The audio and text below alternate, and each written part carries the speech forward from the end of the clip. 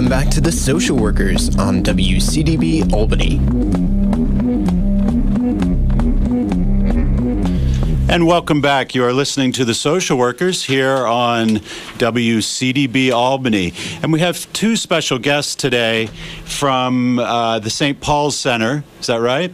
And we will introduce you in just one moment, and from Joseph's House. Yeah. And we're very excited to have special guests. We also have special interviewers. So the segment that you just heard with Ramel and Clarice are going to be, Ramel and Clarice will be sticking around and helping us do our interview today. A little microphonically challenged, but we're trying to make it work here in the studio, and we're excited to have this topic, being able to talk about homelessness, since November is National Homelessness Month, Homelessness Awareness Month. We think it's a really good time to be talking about this. We'll also continue the conversation about homelessness into next week. Is that correct? Mm-hmm. Yes. Great. So Ramel and Clarice, welcome back, and maybe you can introduce our guests. Thank you again, Dr. Hardiman, for having us on. And just as a quick public service announcement, next week we are going to be talking about homeless and hunger awareness on our show, which is called Speak, Students' Perspective on Education, Advocacy, and Knowledge. So with that being said, Clarice, do you want to help introduce our guests today? Mm-hmm. Thank you, Ramel. So what I'm going to do is actually have our guests introduce themselves and say what brought them here today and what agencies that they represent locally in our community. Hi, good morning. I'm Shavina Richardson, and I represent St. Paul Center. And what brought me here today is the fact that I'm very passionate in regards to homelessness and, work for a great facility. Thank you for coming on. Thank you for having me. Hello, everyone. My name is Matt Vertefeuille. I'm the outreach coordinator for Joseph's House and Shelter in Troy. And what brought me here is I serve on the outreach subcommittee of our continuum of care, and we've been talking about events we can do for homeless awareness, and this is one of them. Thank you both for being on our show today. And I also just want to touch upon how you both represent Rensselaer County within the Capital Region. Could you both say what your title is? I know you guys said your title, but can you please explain to our audience what your job descriptions are? Okay. So at St. Paul Center, I'm the role of client advocate. So there I have the responsibility of basically capturing the families when they come in the emergency shelter and do their intake to make sure that they get acclimated to the shelter as well as feel comfortable and, have everything that they need there, where the permanent goal is to get them housing and so forth. So it's an amazing experience, but, we do what we got to do. Sometimes it's crisis mode, but after that, they are very happy where they are at. So. And what I do for Joseph's House and Shelter is I coordinate our outreach services, our street outreach services. So primarily I work with, and my program works with people that are chronically homeless. So usually have some debilitating conditions going on, substance abuse, mental health issues, and have a significant period of street time. So it's a county-wide program, and it serves anybody who's street homeless, particularly chronically homeless, throughout all of Rensselaer County. Really quick, Matt, can you please give the nice, pithy HUD definition of chronic homelessness? The HUD definition of chronic homelessness that gets more restrictive with time. HUD defines chronic homelessness as a person who has 4 distinct episodes of homelessness within a 3-year period that adds up to 12 months within that period. Thank you. You're welcome. Yep, no, he hit it right on the nail. Well, when I was thinking about this show and thinking about questions to ask you, I reached out to the community and just see what they was going to say. Mm-hmm. And there was one question that came up that kind of I want to bring to you. Okay. And I was in Albany, and they said they don't notice a homeless problem. Mm-hmm. So I think that's a misconception. Can you clarify, I guess, this local homeless problem and any misconceptions that you see as with the homeless population in general? Yeah, definitely. I'll start first in regards to saying that it's very real. It does exist. For St. Paul Center, we're celebrating 10 years of being in service to the community of homelessness. And we have, for over the 10 years, serviced about 2,100 families, and we're a 19-bed facility. And each time that we have families in there, they stay for a duration now of probably about 2 months or more. So it is real. The turnover is extremely real. And I can't speak too much to Albany. I used to work in Albany. Most of my work's based in Troy now, but I come to Albany for school. I definitely see people off of the intersections, the highway intersections, when I come in. But speaking more toward Troy and Joseph's House in particular, I can say that my work is based out of the shelter, even though I work on the streets. And we're always full. We have it, at least in the high 90s in terms of occupancy rate. And we turn away more people than we actually serve each month. We keep a contact log of persons served and also persons who check in. And we are always full. But I guess in terms of an unseen problem, I guess that's the sort of what homelessness is very much people attempting to be underground and not be seen. Yes. And a lot of the times that they're not on the street, that they're hopping, couch surfing and going back and forth. So you don't see it, and it's defined very differently than what, I'm originally from Brooklyn, from what I see in the subways and, on the streets and stuff like that. People are very resourceful, and they don't have homes to go to. This is a question for both of you, just based off of our earlier programming. That finite definition of chronic homelessness, is there any, do you guys have opinions about how policy can be reformed within, to better serve the populations that you work with, to kind of combat, very negative or non, how do I explain this? Policies that are old, that aren't working, that need to be changed. Like what Matt had touched on earlier with the chronic homeless definition. How does that affect programming for you guys? Do you often feel stagnant? Do you feel a little disengaged, or do you think that there could be something that could happen politically to better serve the homeless population? I would say that there's something that can always be done. Let's just be real about that. More often than necessary for the homeless population that we serve.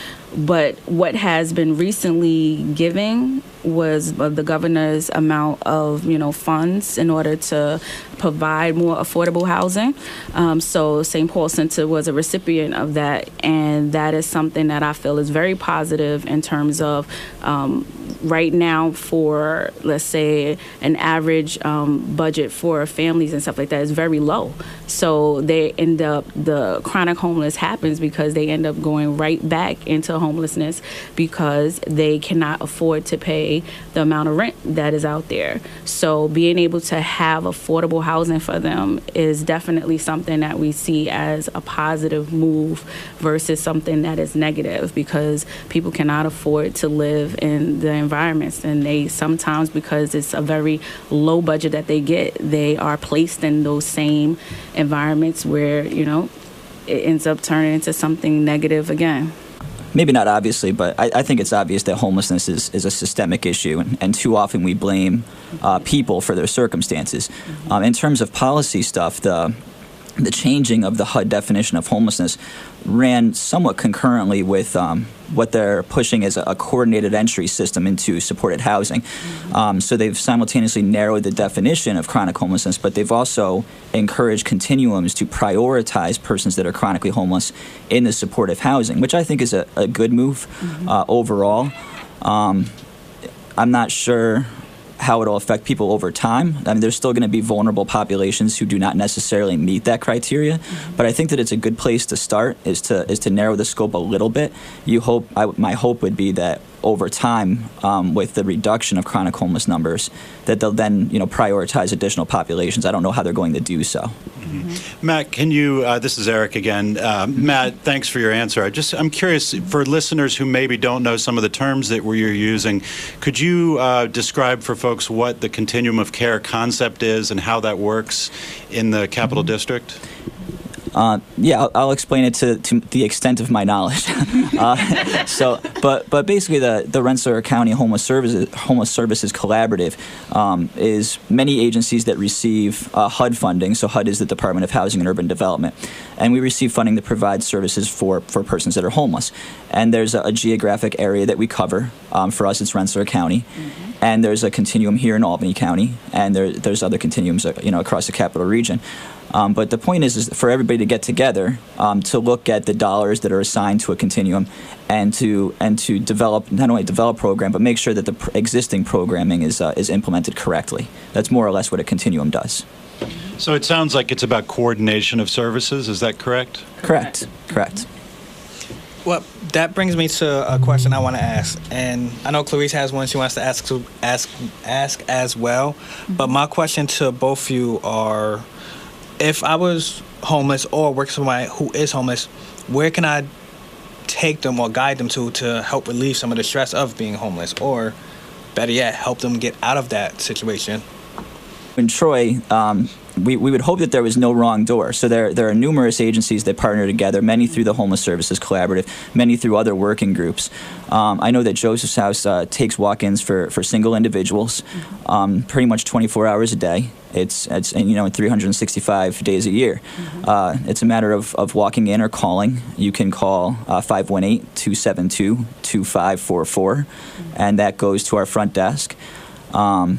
For families, I know it's mostly, and you could speak more to this, but for families, it's more the DSS route, going to DSS. So. Yep. So they have to present at DSS, be it the fact that they have a letter stating that they can no longer stay somewhere. If they don't have a letter, they just have to state, I'm homeless, I have nowhere to go as of right now. For Albany County, it's Hattis, if I'm not mistaken. That's pretty much where most people, tend to go to.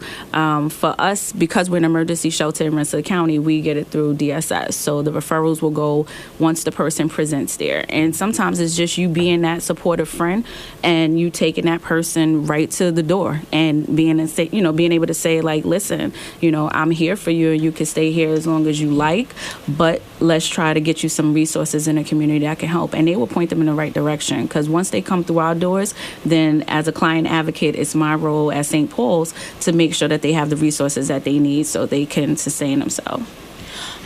I have a demographic question. So St. Paul Center provides services for women and families. What are the particular, what are problems that are very, very predominant with that population, with women, with children? What are problems that you are encountering within your agency that Matt might not experience working with the chronically homeless population? Okay, so because we service mainly the mothers and the children and stuff like that, we find more than likely the moms, not having, high school educations and stuff like that, so wanting to go back to school and to follow through with some of those things that they feel that were barriers to them even being able to get proper jobs and stuff like that. So we help them with the resources of updating their resumes and doing all those type of things so that they can go out and feel empowered and encouraged to say, I can do this, I don't have to, succumb to society thinking that just because I'm homeless that I don't matter. And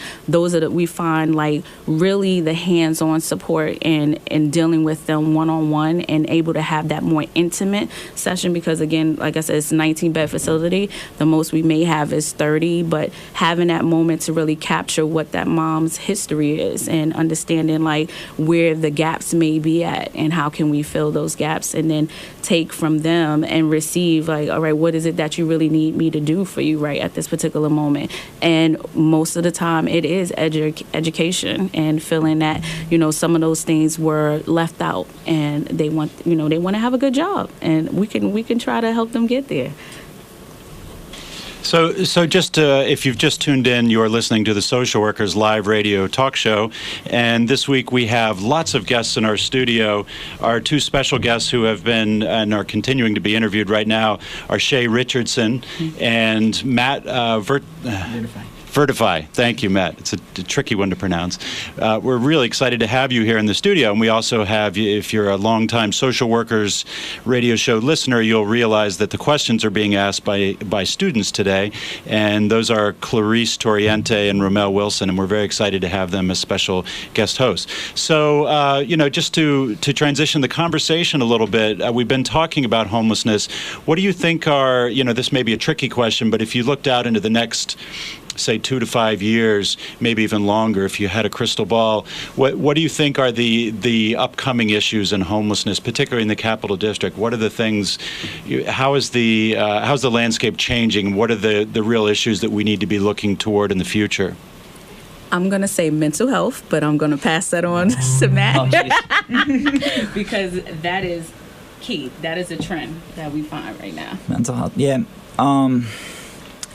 I hope to see a dramatic reduction in chronic homeless numbers, particularly in Rensselaer County with coordinated entry. I think that, at least in Troy, what we're seeing is that as people start to move in, and I think that Troy is becoming more of a desirable area to move in, is we have to be very conscious of development and displacement in terms of where people are going as rents continue to rise. We work with we also work with families. We work with a lot of single individuals as well, who are in that income range where they're working enough to not qualify for public assistance, but they don't have enough income or the income's not paying enough really in order to sustain an apartment. And I think that that's only going to increase with the desirability of Troy as an urban center, and I think we need to be conscious of that in terms of building more sustainable housing.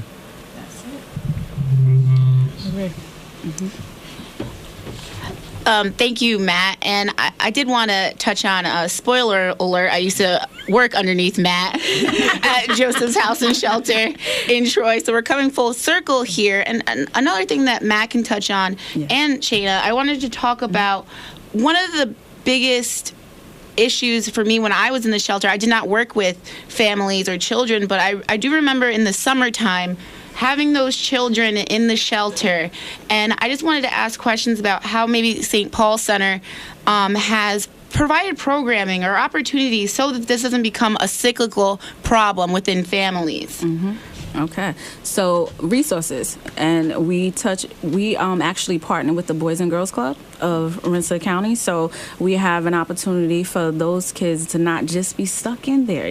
They have an opportunity to go out and really see other children, and try to keep it as normal as possible for them, so they are really not stigmatized and feel like, this is just it for me. We have internally, workshops that we host, like, art therapy and different things to really, for them to take that moment to really release some of those things that they may be going through and feeling. But outside is everything. Like, you got to have kids to play and take them out and go to the movies and do other things like that. So they enjoy it, and that has been something different than what we received before. So we've seen that the families are really genuinely receiving that, and they love it. And then I know something that I know Matt can really touch on, which I wanted to ask about. How is the shelter combating with the recent influx of executive statements from the governor to fully program around Code Blue?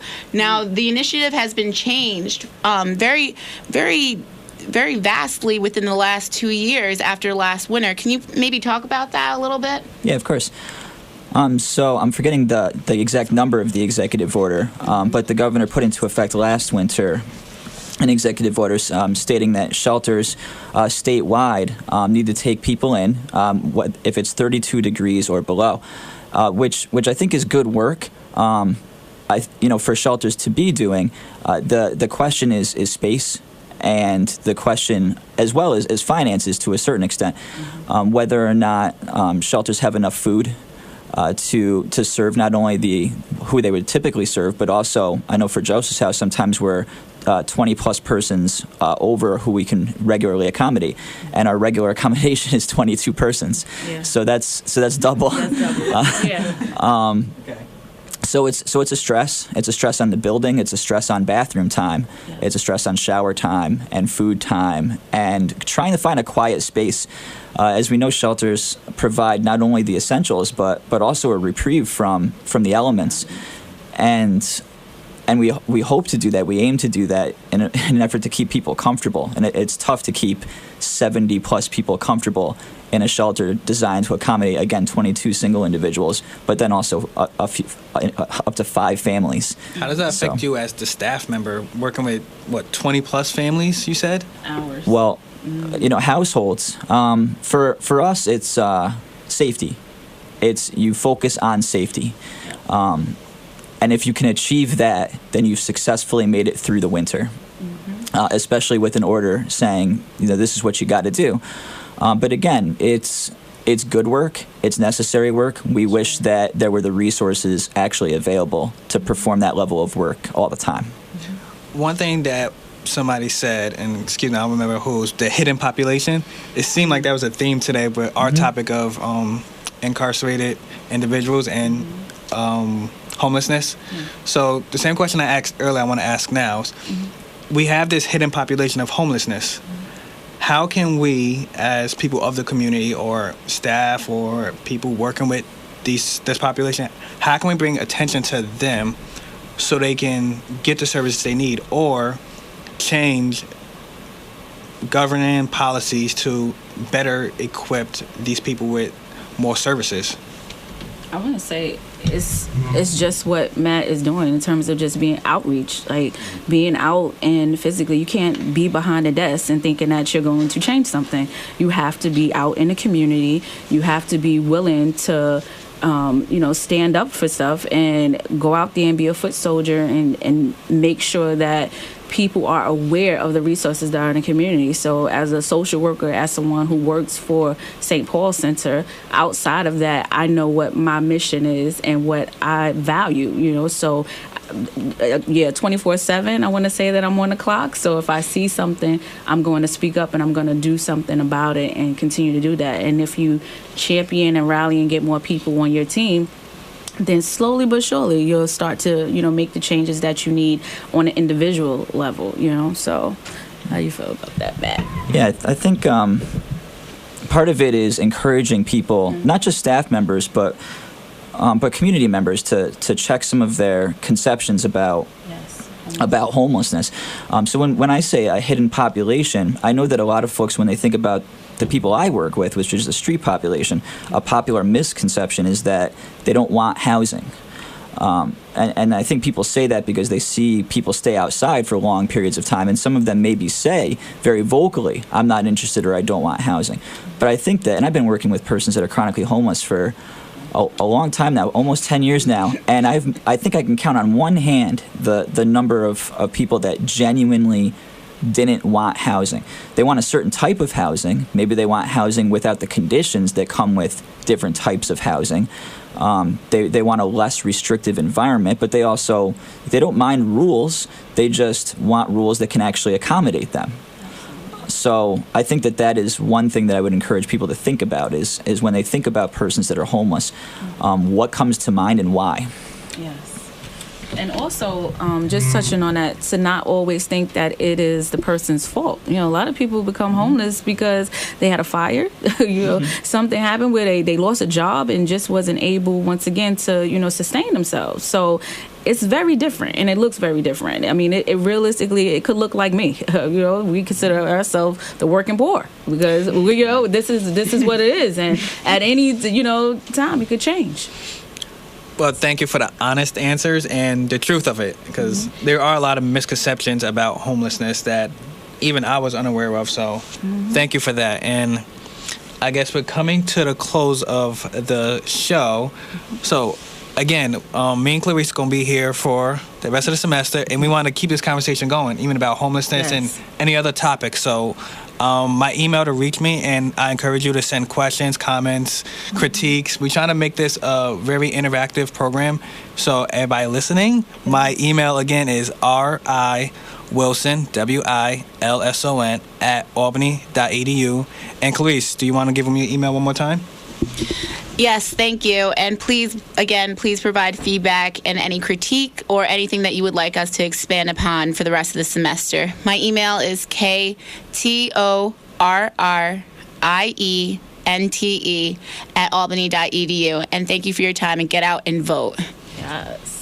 So you've been listening to the Social Workers Live Radio Talk Show, and I'd really like to thank both Shay and Matt for your wonderful words today. Thanks for being our guests. Thank you for having us. Yeah, thanks for having us. Just as a way to close out the conversation on homelessness, if there are listeners out there who'd like to get involved, and maybe we hear about people volunteering on Thanksgiving or at the end of the year, holidays, and I'm imagining there may be a need the rest of the year. Yes. So if you think about folks that might be listening, and if you're interested in getting involved, what might people do? For St. Paul Center, you can reach us at 518-434-2910. Again, 518-434-2910. You can call and find out about some of the service we have and how you can be of service to the community.